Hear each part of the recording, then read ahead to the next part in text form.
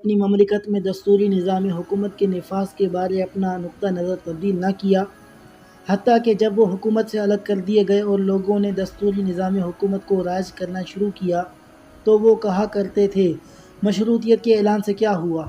کیا قرضے کم ہو گئے؟ کیا راستوں، سکولوں اور بندرگاہوں کی کثرت ہو گئی؟ کیا اب قوانین زیادہ منطقی اور قرین عقل و دانش ہیں؟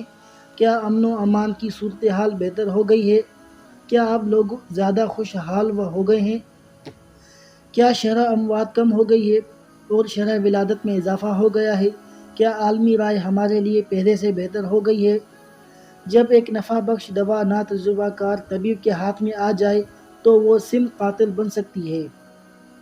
ایک ایسے شخص کے ہاتھ میں آ کر ایک بہترین دوا موت کا پیغام بن سکتی ہے جو اس کے بارے تجربہ نہیں رکھتا۔ مجھے بے حد افسوس ہے، حالات میری گفتگو کی سچائی کو ثابت کر چکے ہیں۔ سلطان عبدالحمید بیان کرتے ہیں کہ اس کا موقف دستوری طرز حکومت کے بارے ہمیشہ کے لیے نہیں، بلکہ ان کا یہ نقطہ نظر ان حالات میں ہے جن حالات میں اس کو نافذ کیا گیا ہے۔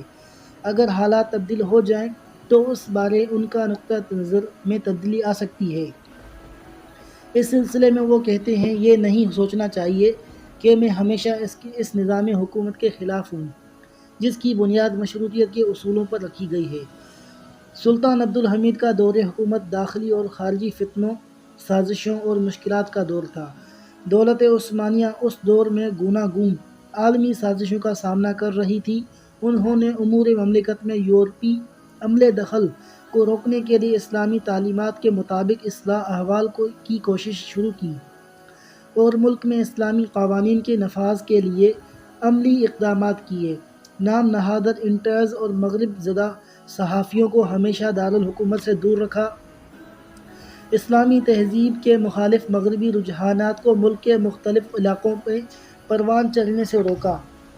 اندرونی دشمنوں کی سازشوں سے ملک کو محفوظ رکھنے کے لیے ایک ایسا طاقتور ادارہ قائم کیا جو خبر رسانی کا فریضہ سر انجام دیتا تھا اور ملک کے اندر رونما ہونے والے تمام حالات و واقعات کے بارے سلطان کو اطلاعات فراہم کرتا تھا۔ سلطان نے اسلامی اتحاد و یگانگت کے بارے بھی سوچ و بچار کی۔ اس اتحاد نے عظیم نتائج دیے۔ یورپی سلطان کی اس عمیق اور گہری سوچ سے تھرا اٹھے اور ان کی اس سوچ کو ختم کرنے کے لیے سرگرم عمل ہوئے۔ سلطان نے اپنی خفیہ اطلاعاتی ایجنسی کے بارے بات کرتے ہوئے کہا، عثمانی رواج کے مطابق سلطان اگر ایک طرف حکومتی ادارے کے طریقہ کار کے بارے رعایا کی سوچ اور ان کی شکایات، اپنی حکومتیں اور عدلیہ کے بارے ان کے خیالات کے متعلق معلومات حاصل کرتا ہے تو دوسری طرف ملک کے طول و عرض میں پھیلی ہوئی خانقاہوں اور درویشوں کی درگاہوں کے متعلق بھی معلومات حاصل کرتا ہے اور ان آراء و افکار کو جمع کر کے ان سے امور مملکت کی سر انجام دہی میں رہنمائی حاصل کرتا ہے۔ میرے جد امجد سلطان محمود ثانی نے خبر رسانی کے دائرے کو بہت وسعت دی تھی۔ اس ادارے میں کئی درویشوں کی خدمات حاصل کی تھیں جو ملک کے طول و عرض میں سفر کرتے رہتے تھے۔ جب میں سریر آرائے سلطنت ہوا تو یہی طریقہ راج تھا اور اسی طریقہ کار پر میں کاربند چلا آ رہا ہوں۔ مجھے اپنے لندن میں سفیر موسوس پاشا کی زبانی معلوم ہوا ہے کہ سابق صدر اعظم سر عسکر حسین اونی پاشا نے انگریزوں سے رقم وصول کی ہے۔ جب صدر اعظم جو بادشاہ کے نام سے ملک کا نظم و نسق چلاتا ہے ملک کے ساتھ اس طرح کی خیانت کا مرتکب ہوتا ہے تو ضروری ہے کہ خبر رسانی پر مامور لوگ قصر خلافت پہنچیں اور اس کی بددیانتی کو تشت ازبام کریں تاکہ ایک حکومتی نمائندہ اپنے منصب سے غلط فائدہ اٹھانے کی بجائے اپنے فرائض منصبی کو کما حقہ پورا کرے۔ میں صدر اعظم کے بارے یہ بات سن کر بہت پریشان ہوا اور اس واقعے سے میں نے بڑا اثر قبول کیا۔ انہی دنوں میرے پاس محمود پاشا آیا اور مجھے ترکی الفتح کے بارے بعض معلومات فراہم کی۔ یہ اطلاعات جو انہوں نے مجھ تک پہنچائیں بہت ضروری تھیں۔ میں نے ان سے پوچھا کہ انہوں نے یہ معلومات کیسے حاصل کی ہیں تو انہوں نے بتایا کہ ان کی ایک ذاتی خبر رساں ایجنسی ہے۔ اس نے ترکی الفتح کے بعض اشخاص کو تحریر کے ذریعے حاصل کیا ہے۔ یہ لوگ رقم کی لالچ میں آ کر اپنے ساتھیوں سے خبریں وصول کرتے ہیں اور پھر مجھے آ کر بتاتے ہیں۔ یہ بات صحیح ہے کہ وہ میرے بہنوئی ہیں لیکن یہ بات غلط ہے کہ ایک افسر یعنی پاشا کے پاس اپنی ذاتی خبر رساں ایجنسی ہو۔ میں نے ان سے کہا کہ فوراً اپنی اس ایجنسی کو ختم کر دیں۔ وہ یہ بات سن کر بہت پریشان ہوئے۔ ایسے میں کوئی مملکت بھی امن سے نہیں رہ سکتی تھی، جبکہ دوسرے ملک اپنے مفادات کے لیے صدر اعظم کی سطح کے آدمیوں کو استعمال کر رہے ہوں۔ ان حالات کے پیش نظر میں نے یہ فیصلہ کیا کہ ایک ایسی خفیہ خبر رساں ایجنسی قائم کروں جو براہ راست میرے ساتھ تعلق رکھتی ہو۔ یہی وہ ایجنسی ہے جسے میرے دشمن جورنالجیا یعنی خفیہ پولیس یا انٹیلیجنس کا نام دیتے ہیں۔ ضروری ہے کہ میں سچے اور جھوٹے مخبروں میں تمیز کروں اور ان کی معلومات کے بارے چھان بین کروں، اور جب تک حقیقت حال واضح نہیں ہو جاتی ان کی اطلاعات پر آنکھیں بند کر کے یقین نہ کروں۔ میرے جد امجد سلطان سلیم یعنی سلیم ثالث کہا کرتے تھے، غیر ملکی حالات میرے جگر کے اوپر حملہ کرنے کے لیے بہت بلند ہو چکے ہیں۔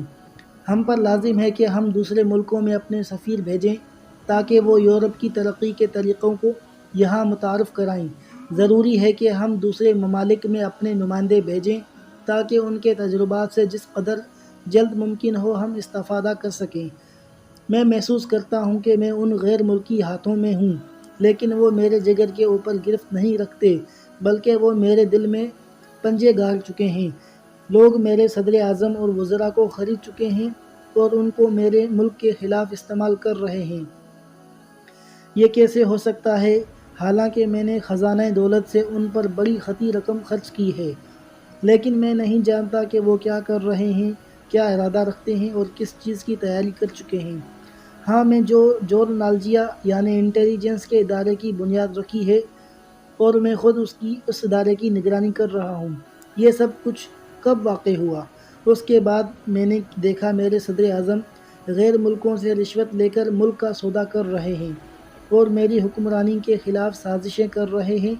میں نے اس ادارے کی بنیاد رکھی ہے اس لیے نہیں کہ یہ اپنے ہم وطنوں کے خلاف اعلی کار بن جائے، بلکہ اس لیے کہ وہ ان لوگوں تک رسائی حاصل کریں اور ان کو بے نقاب کریں جو میرے ملک کے ساتھ خیانت کر رہے ہیں، حالانکہ یہ لوگ قومی خزانے سے بھاری تنخواہیں لیتے ہیں اور ملک ان کی تمام ضروریات کو پورا کرتا ہے۔ در حقیقت سلطان عبدالحمید کو جمعیت الاتحاد والترقی کی طرف سے سخت تنقید کا سامنا تھا۔ ان کا اعتراض تھا کہ سلطان نے ایک سراغ رساں ایجنسی کیوں قائم کی ہے، حالانکہ حقیقت یہی وہ ادارہ تھا جس نے دولت عثمانیہ کے لیے بہت اہم کام سر انجام دیے اور ملک کو آنے والے خطرات سے محفوظ رکھنے کے لیے بہترین کردار ادا کیا۔ باغی اور دہشت گرد ارمنوں کو دولت عثمانیہ کے خلاف آمادہ بغاوت کر رہے تھے، تو یہی ادارہ تھا جس نے اس سازش کو بے نقاب کیا اور لشکر کشی کر کے فوراً باغیوں کو کیفر کردار تک پہنچا دیا۔ یہ وہ ادارہ ہے جس نے 30 سال تک سلطان عبدالحمید کو ملک میں ہونے والی ہر تحریک کے بارے باخبر رکھا، اور اس کی بدولت سلطان نے ہر داخلی بغاوت کو بروقت کچل کر رکھ دیا۔ بلقان کی شورشیں اور بغاوتیں۔ جبل اسود اور سربیا کے لوگ حرس کے عیسائیوں کی شے پر دولت عثمانیہ کے خلاف اٹھ کھڑے ہوئے۔ یہ بغاوت 1293 ہجری بمطابق 1876 عیسوی کو ہوئی۔ عثمانیہ نے اسے فروغ کر دیا اور سلطان عبدالحمید نے خواہش ظاہر کی کہ یورپیوں کو دولت عثمانیہ کے معاملات میں مداخلت سے روکا جائے، سو انہوں نے ایک فیصلے کا اعلان کیا جس کی روح سے عدلیہ کو انتظامیہ سے الگ کر دیا گیا، قاضیوں کے تقرر میں انتخاب کا طریقہ اختیار کیا گیا اور ملک میں بسنے والے تمام لوگوں، مسلمانوں اور عیسائیوں پر مساوی ٹیکسز لاگو کیے گئے۔ لیکن یہاں کے رہنے والے لوگ اس پر راضی نہ ہوئے۔ بغاوت دوبارہ ہوئی لیکن اس پر بھی قابو اور اسے کچل کر دیا گیا۔ لیکن آسٹریا کا ملک جو اس بغاوت کی پشت پناہی کر رہا تھا اور بوسنیا ہرس کو متحد کرنے کی کوشش کر رہا تھا، لوگوں کو دولت عثمانیہ کے خلاف آمادہ بغاوت کر رہا تھا، آسٹریا نے روس، جرمنی، فرانس اور انگلستان سے مل کر سلطان عبدالحمید سے مطالبہ کیا کہ وہ ملک میں اصلاحات کو نافذ کریں۔ سلطان نے اصلاحات کے نفاذ کی حامی بھر لی، لیکن بوسنیا کے نصرانی راضی نہ ہوئے اور انہوں نے ان اصلاحات کو قبول نہ کیا۔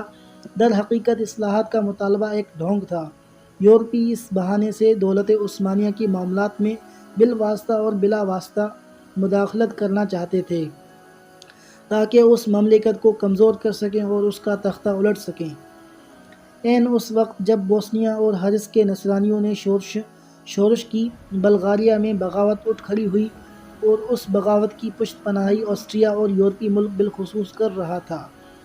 اسی دوران آرتھوڈوکس نصرانیوں اور سسلی کے لوگوں کے درمیان روسی اثر و نفوذ کو بڑھانے کی خاطر بلغاریہ میں کچھ تنظیمیں معروض وجود میں آئیں۔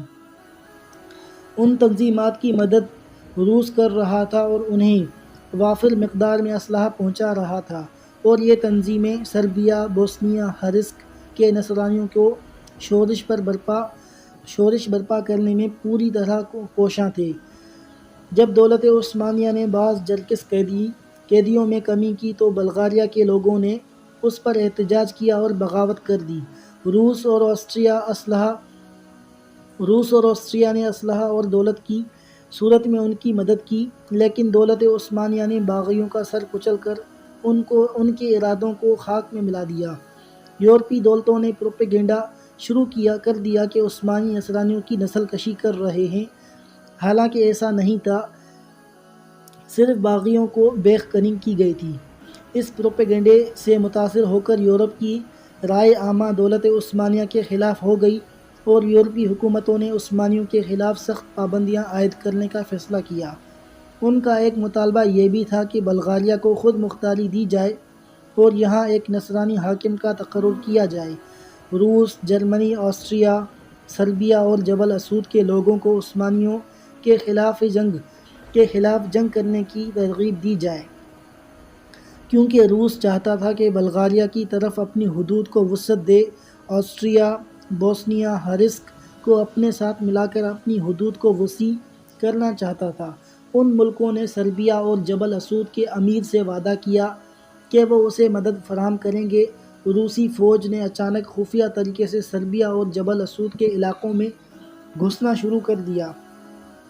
جنگ شروع ہو گئی، لیکن دولت عثمانیہ نے سربیا اور اس کے حلیفوں پر فتح حاصل کر کے یورپیوں کے ارادوں کو خاک میں ملا دیا۔ ایسے میں یورپی ملکوں نے مداخلت کی اور جنگ بندی کا مطالبہ کیا، اور دھمکی دی کہ اگر جنگ بندی نہ ہوئی تو میدان جنگ وسیع ہو جائے گا۔ یورپی ملکوں کے مندوبین استنبول میں جمع ہوئے اور دولت عثمانیہ کے سامنے چند تجاویز پیش کیں، جن میں درج ذیل بہت اہم ہیں۔ بلغاریہ کو 2 صوبوں میں تقسیم کر دیا جائے اور ان صوبوں کے گورنر نصرانی ہوں۔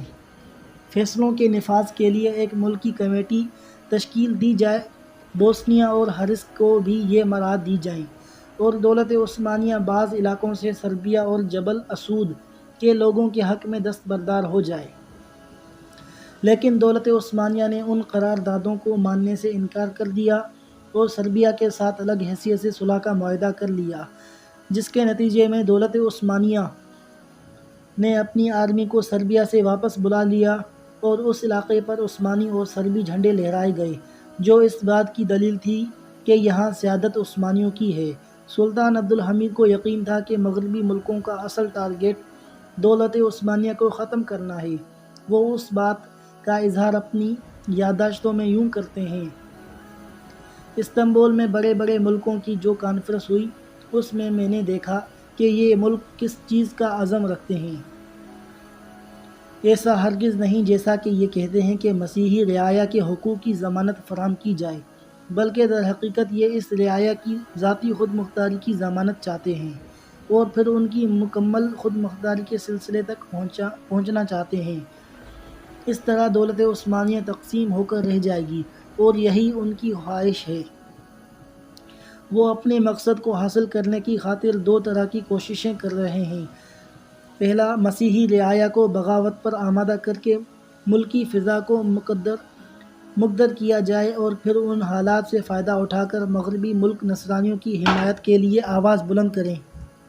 دوسرا، ہماری صفوں میں انتشار و افتراق پیدا کرنے کے لیے جمہوریت کی بات کرنا۔ بدقسمتی سے ہمارے انداز سے انہیں کئی ایسے لوگ مل گئے ہیں جو ان مقاصد میں ان کے کام آ سکتے ہیں۔ افسوس کے ساتھ کہنا پڑتا ہے کہ دشمن نے روٹی پر کچھ گھی لگا دیا ہے۔ ہمارے بہت سے پڑھے لکھے نوجوان اس بات کو نہیں سمجھ رہے۔